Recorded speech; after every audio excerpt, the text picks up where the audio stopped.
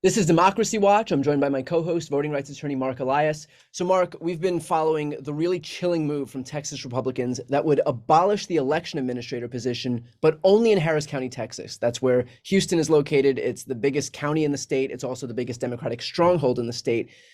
We now have a big update on that move. Can you speak on that? Yeah, a court halted that law. The court blocked it until there can be a full trial. But the court gave a pretty clear indication that what we've talked about before, which is that this law that targets Harris County and only Harris County in dismantling its election administration system violates the state's constitution. So a good result for now. Now, state Republicans have already appealed the judge's ruling. So what impact does that have now? Where does this law stand, and what happens next? Yeah, so they've appealed to the third division, the third Court of Appeals. The Court of Appeals in Texas has multiple different divisions based on geography. And the one that they've appealed to is in Austin, the state capital, which makes sense since the state is a defendant. And that court will now consider this injunction. And at the same time, the trial court has set a hearing, I believe, a trial for later this year to decide whether to block the law permanently. But I think the next step to really watch out for is going to be what happens now on appeal. How does the appeals process work down the line? Like after this one, what is the next court to look at this, and what's the partisan makeup of that court?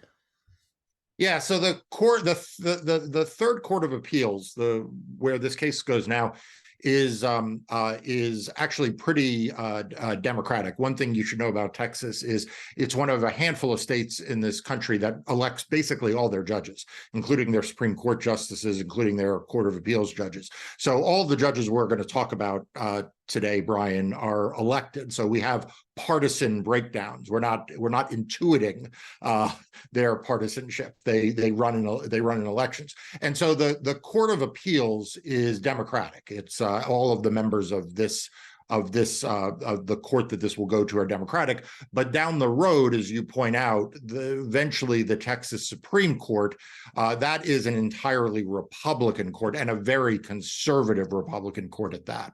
Now, is there any indication as to how any of these courts might rule on appeal in this case? Like, do we have anything to read the tea leaves, whether it's this appeals court that's coming next, or whether it's the Texas Supreme Court that might, indicate how they might rule?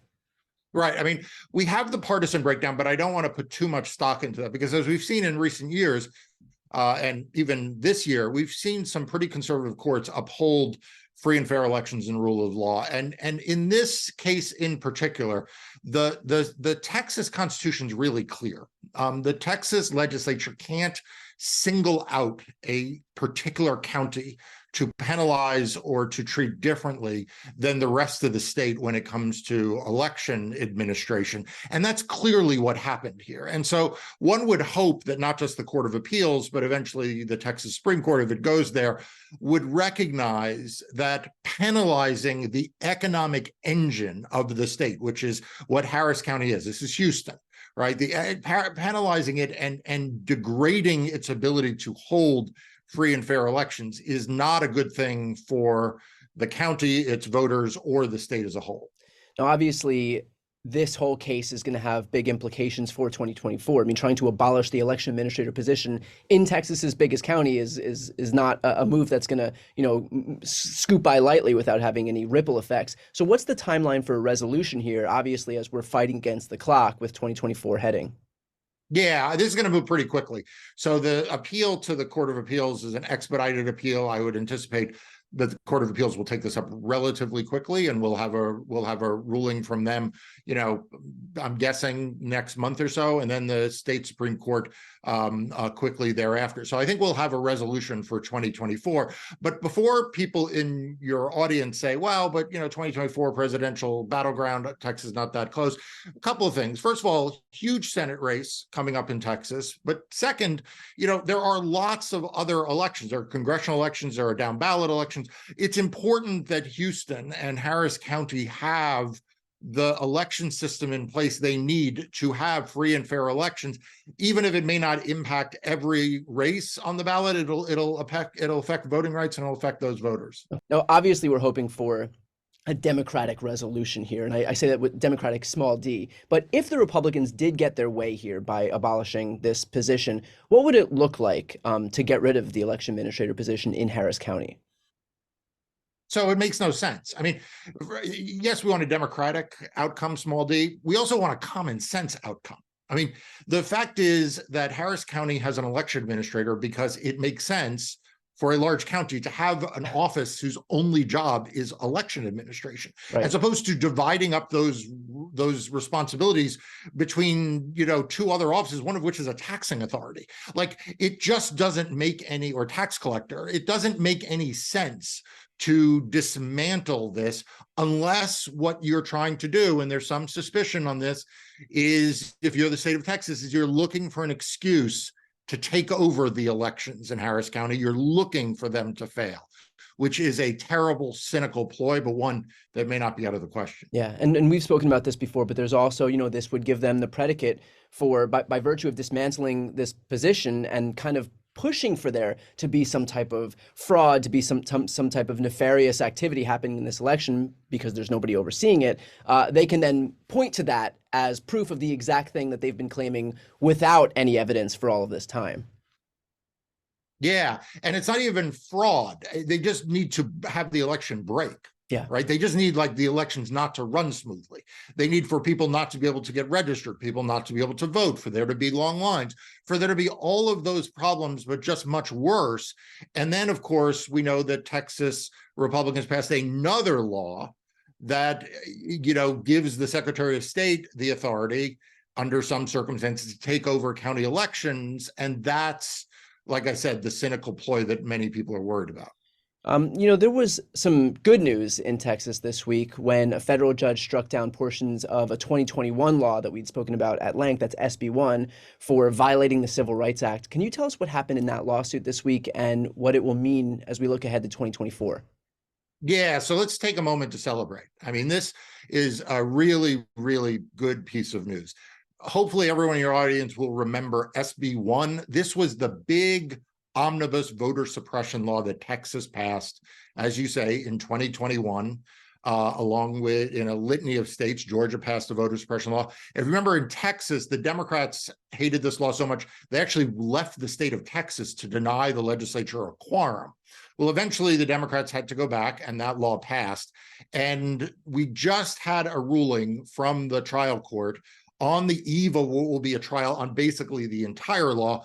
In advance of that, the trial court struck down a couple of provisions of SB1 that'll make a really big difference. Some people in your audience, again, who follow this, recall that one of the things that Texas did was create this labyrinth for voting, for applying for absentee ballots and getting absentee ballots that involved filling in your driver's license number or social security number, and then you had to make sure that you filled in the next time you filled in the same number as the last number. Right. And it potentially was going to disenfranchise tens of thousands of voters. That got struck down under a civil rights law. This predates the Voting Rights Act, that says that you can't add immaterial requirements to voting. You can't just put traps in the voting process. And that's clearly what this was. The court struck it down, and that's a real victory for voting rights in Texas. Now, on one more law that we've seen out of Texas, and we've spoken about this in the past as well, but there was a dangerous law passed by the Texas legislature that was SB 1933 that would allow the Secretary of State, and this is what you alluded to before, to essentially take over all aspects of Harris County elections and only Harris County elections, even if one single person lodges a complaint against the county. Do you have any updates on that legislation? So look, that bill passed and it's in effect. And just again, so that everyone is clear, when we say the Secretary of State is appointed by the Republican governor. This is not some good government official who's just trying to run good elections. This is the left hand of Governor Abbott.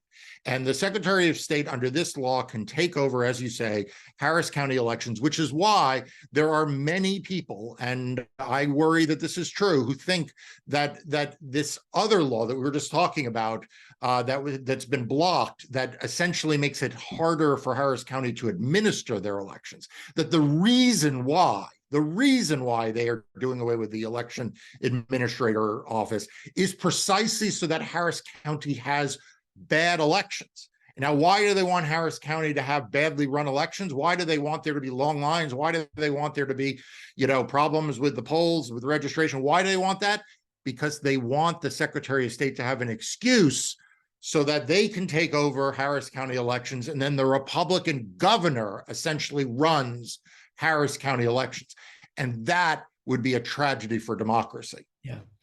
Marc, are there any other laws in Texas that are especially dangerous on the voter suppression or the undermining democracy front that you're keeping an eye on right now, or that you or anybody else is preparing to engage in litigation over?